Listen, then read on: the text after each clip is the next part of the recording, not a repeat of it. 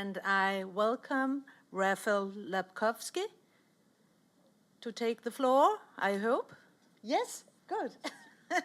Who will talk on trade, on sustainability criteria, the example of EU biofuels legislation. And you're from the EU delegation to That's Canada. correct, yes. Very good.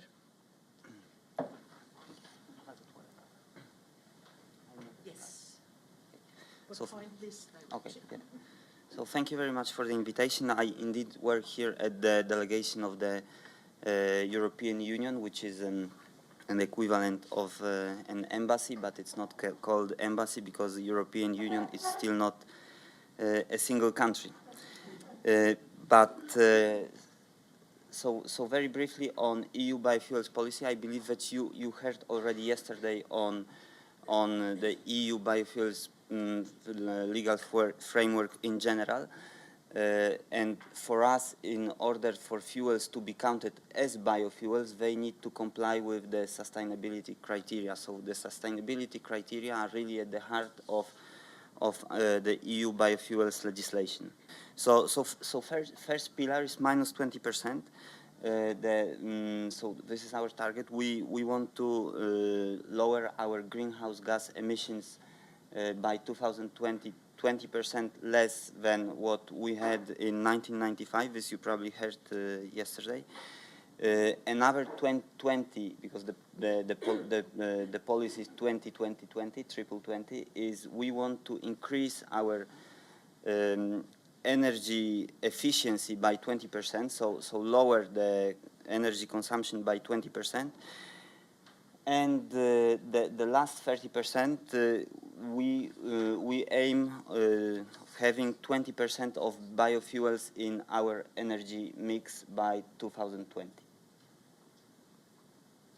Okay, so this 20% is an average for the European Union. It doesn't mean that every country in the European Union has to comply with this, because there are countries which are already well above, such as Sweden, and there are countries for which it's much easier, given their size and also higher economic development.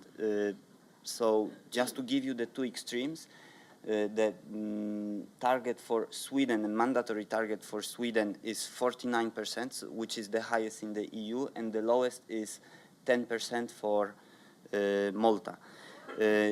As the slide says, the targets depend on 2005 shares of greenhouse gas emissions by particular member states, and also we took into account the level of their economic development. We aim also at 10% for transport for all member states without any difference, because fuels, especially smaller member states, they usually they import them. And then biofuels in transport. We have three different types of biofuels. So we have biofuels of first generation, so for example ethanol, which count just single. Then we have biofuels of the second generation, so for example waste, which count double, and renewable electricity and hydrogen, which counts 2.5 in the calculation. So there is a huge bonus. We still do not see really a lot of production or imports of biofuels of second generation, and we believe that unfortunately on this criteria we will not be able to achieve a very ambitious goal, and we think that only 1% of our sustainable biofuels by 2020 will come from biofuels of second generation, or electricity, or hydrogen for transportation.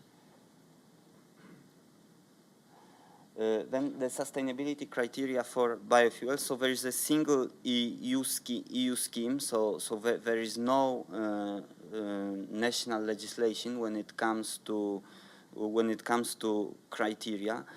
Member states cannot set up additional criteria. This criteria apply to single consignments of biofuels, which is an administrative unit of production of biofuels.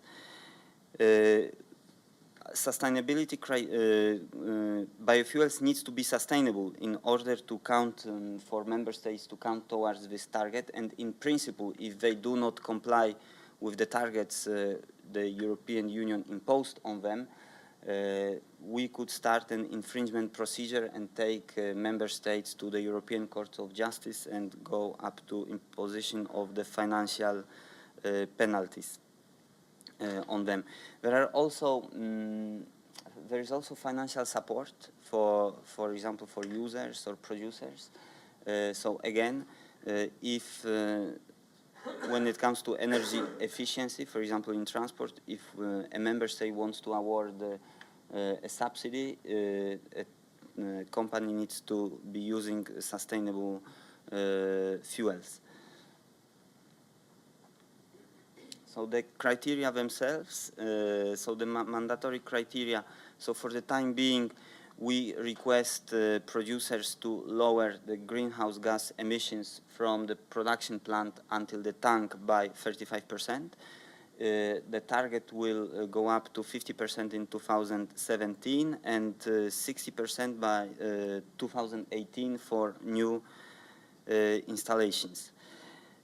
Of course, we do not accept biofuels as sustainable biofuels when they are produced from high biodiversity value sources, or for example grasslands, biodiverse grasslands, or high carbon stock, for example forests. And the entire change of production must respect the mass balance methodology, and we require this for the auditing purposes. So the European Commission, which is an executive body of within the European Union government setup, is responsible for monitoring and reporting of how the legislation is enforced. As of next year, there will be biannual reports on, you see the 6 different points on land use, soil, water and air protection measures, impact on biodiversity, social issues, food security, and commodity price changes. Because as we know very well, there's a huge controversy, especially in the development world, that while we developed economies move towards biofuels, it may lead to increased food prices in developing countries. So when it comes to implementation, of course it is not prohibited to sell fuels that do not comply with the sustainability criteria, but they do not account for the targets. And we require member states to provide us with the audit results, to give them any financial support. The European Commission has published 2 communications last year, because there are two different ways to audit the production and to certify the production of biofuels.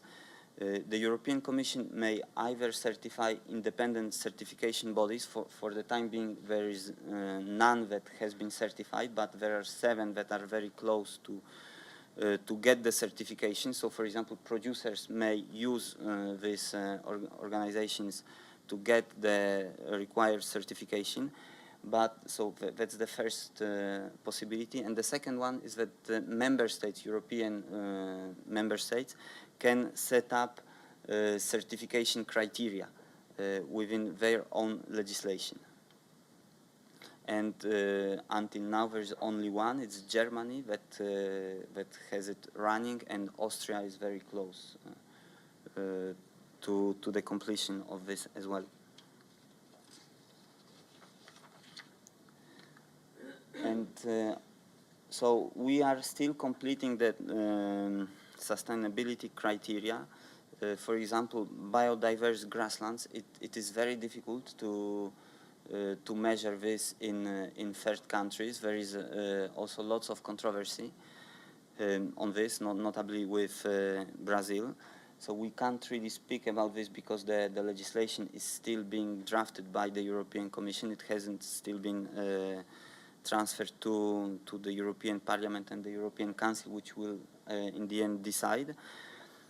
And then the indirect land use, we published a communication last year and are finalizing the impact assessment, which should be ready next month. We hope to finish that. When it comes to Canada, you know very well that what's very controversial to the trade relation with the European Union when it comes to fuels is the Fuel Quality Directive. It's not because we really import lots of fuel from Canada, but it's mainly, I think that Canada is mainly afraid that on the international level, biofuels would be singled out as a, let's say, dirty fuel source. What is important, because we are currently reviewing our Fuel Quality Directive, where you have different sources of fuels, the idea is to lower the greenhouse gas emissions by 6% for the fuel mix within member states. But it is very easy to do that when you blend fuels with, let's say, the fossil fuels with biofuels, because, for example, ethanol represents an economy in greenhouse gas emissions of around 71%. So you can help yourself with achieving this 6% target, but again, the biofuels need to be sustainable. So this is another way we try to promote our sustainability criteria by imposing them also in other pieces of legislation.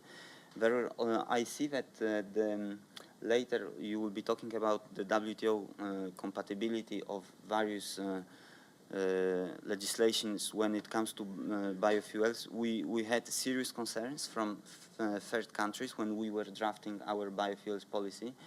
For example, on social criteria, because third countries, and notably again Brazil, was very much concerned that we would impose in our legislation socio-economic criteria. So, for example, they were fearing that we could be even going into social protection of workers producing biofuels, but it didn't happen. We looked very closely at the WTO compatibility of our criteria. These criteria are not discriminatory, so they apply in the very same way to the European Union producers as to the third country suppliers. So, thank you very much.